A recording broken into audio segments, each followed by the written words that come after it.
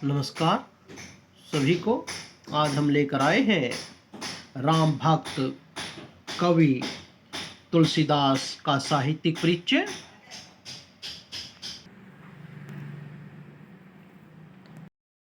तुलसी का साहित्यिक परिचय करने से पहले लाइक और सब्सक्राइब बटन अवश्य दबा दें।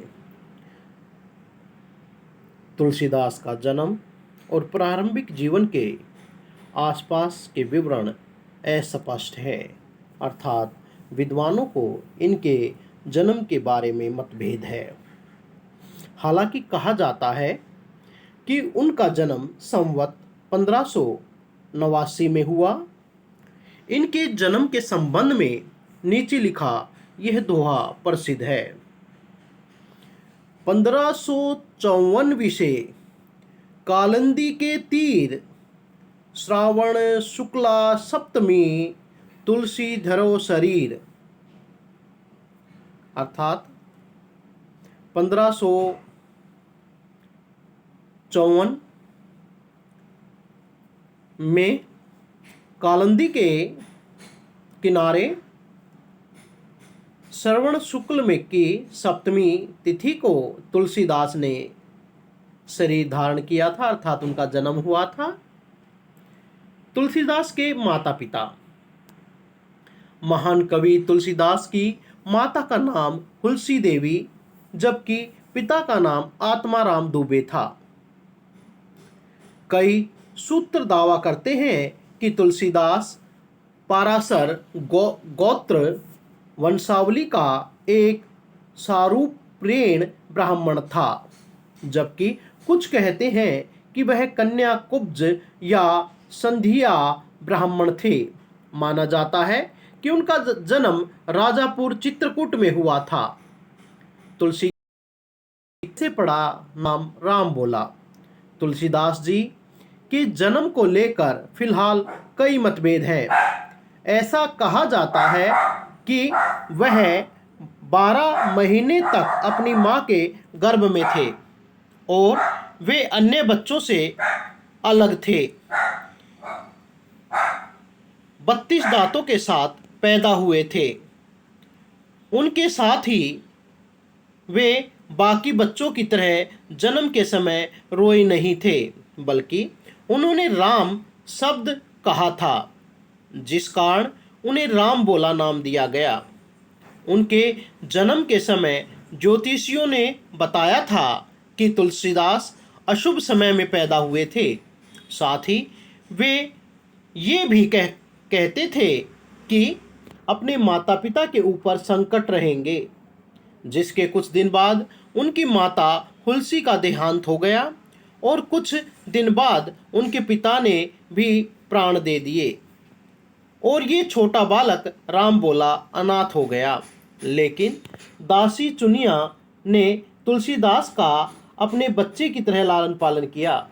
कुछ विद्वान मानते हैं कि उनकी बुआ ने उनका पालन पोषण किया। वहीं जब तुलसीदास महज 5 साल के थे तब यह दासी चुनिया या बुआ भी संसार छोड़कर चली गई। नरहरिदास ने राम बोला को अपनाया। तुलसीदास जी जब बिल्कुल अकेले रह गए थे तब रामानंद के मठावासी आदेश पर वैष्णव की तपस्या करने वाले नरहरिदास ने अपनाया। नरहरिदास ने राम बोला बालक को अपने आश्रम में जगह दी। इसके बाद उनका नाम तुलसीदास रख दिया। वेदों साहित्यों का ज्ञान। तुलसीदास ने वाराणसी में संस्कृत व्याकरण समेत 4 वेदों का ज्ञान लिया और 6 वेदांग का अध्ययन भी किया। वे बचपन से ही तीव्र और कुशाग्र बुद्धि के थे। उनमें सीखने की क्षमता इतनी प्रबल थी कि तुलसीदास जी ने हिंदी साहित्य और दर्शन शास्त्र का अध्ययन प्रसिद्ध गुरु शेषा सनातन से लिया। गुरु शेषा साहित्य और शास्त्रों के विद्वान थे। तुलसीदास जी की पढ़ाई लिखाई 15-16 साल तक जारी रही। इसके बाद वे राजापुर लौट आए, प्रणय सूत्र में बंधे। गुरु शेषा से तुलसीदास जी ने जो भी शिक्षा ली थी वे अपनी कथाओं और दोहों के जरिए लोगों को सुनाया करते थे, जिससे लोगों में भक्ति की भावना जागृत होती थी। वहीं एक बार जब तुलसीदास अपनी कथा सुनाने में मगन थे, तभी अति सुंदर कन्या रत्नावली के पिता पंडित दीन बंधु पाठक ने उन्हें देखा और उनकी कथा से वे इतने प्रभावित हुए कि उन्होंने अपनी पुत्री का विवाह तुलसीदास से करवा दिया। वहीं वे अपनी पत्नी रत्नावली की सुंदरता और उसकी बुद्धिमता से बेहद खुश थे और उनसे बेहद प्यार करते थे। इसको लेकर एक कथा भी प्रचलित है। जब पत्नी से मिलने से खुद को नहीं रोक सके। कहावत है कि तुलसीदास अपनी पत्नी के मोह में इतना बंध गए थे कि वे उनके बिना एक पल भी नहीं बिता सकते थे। एक बार उनकी पत्नी रत्नावली अपने मायके गई हुई थी। तब वे उनकी वापसी तक का इंतजार भी नहीं कर सके और उनके मन में अपनी पत्नी से मिलने की प्रबल इच्छा जागृत हुई और वे रात के घने अंधेरे में उफनती हुई नदी को पार कर अपने ससुराल पहुंचे और फिर सीधे पत्नी के कमरे में पहुंच गए, जिसे देख उनकी पत्नी चौंक गई और तुलसीदास जी के इस व्यवहार से क्रोधित हो गई। और रत्नावली ने फिर एक श्लोक कहा, जिसे सुनकर तुलसीदास जी का जीवन ही बदल गया। रत्नावली ने कहा,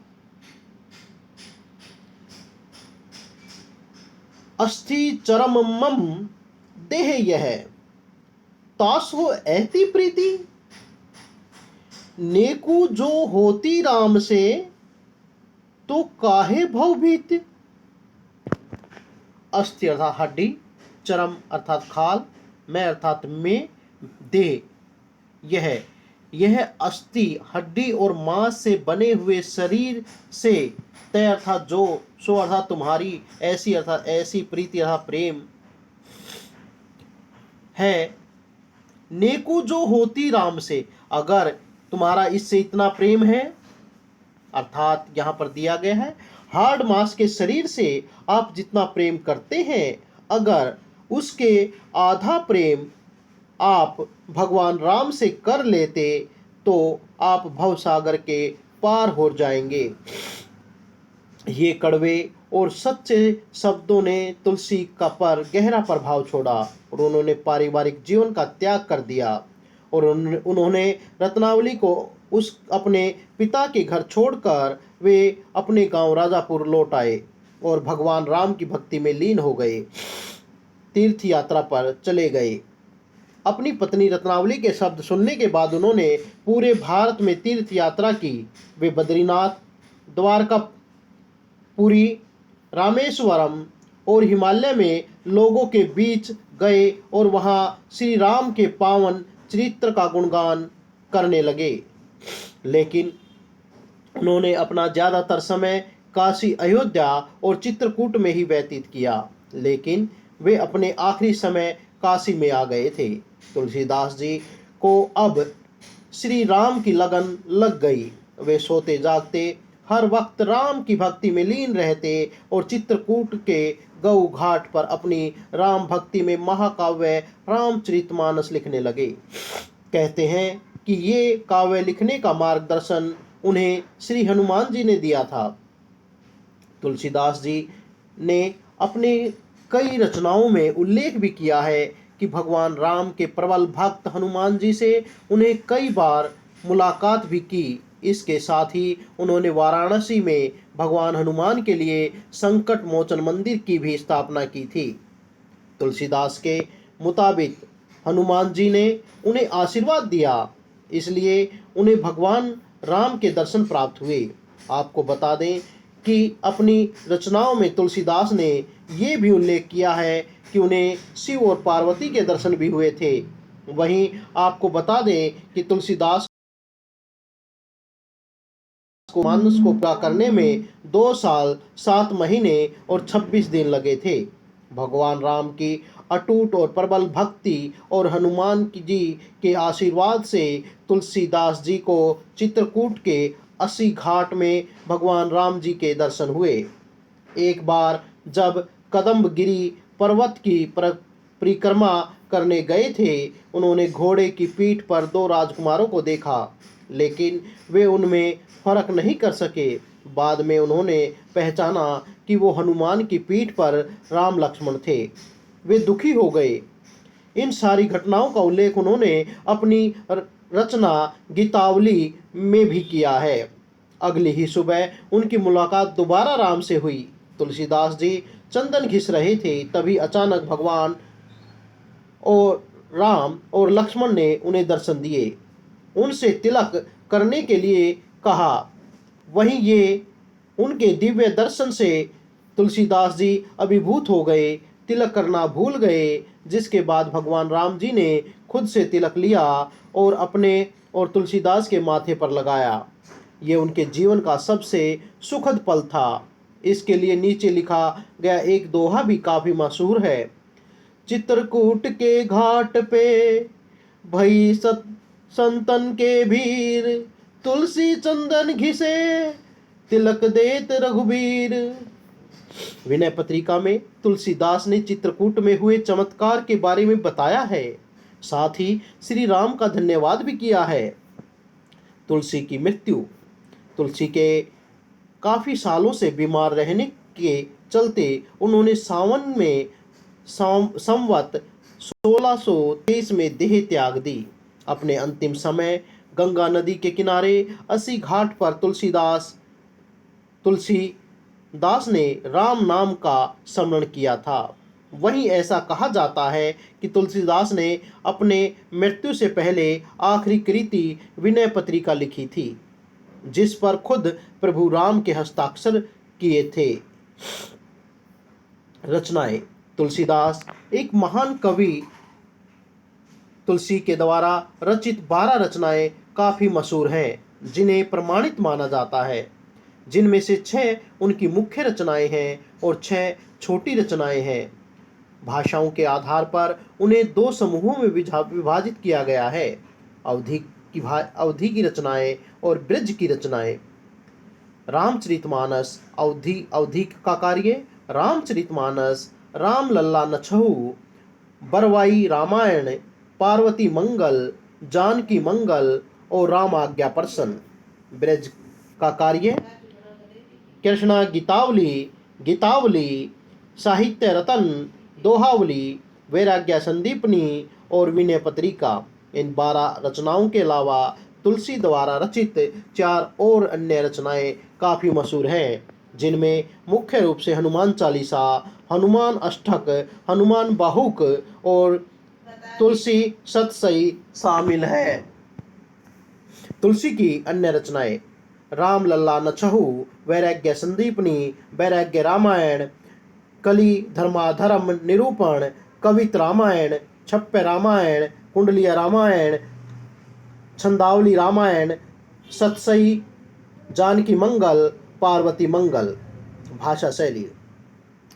तुलसी के समकालीन कवि व लेखक ब्रज व अवधि में रचनाएं कर रहे थे। सूरदास जी ने यह ब्रज के चलती भाषा को अपने काव्य का माध्यम बनाया। वहीं प्रेम मार्गी शाखा के मुसलमान कवियों ने लोक प्रचलित अवधी भाषा चुनी।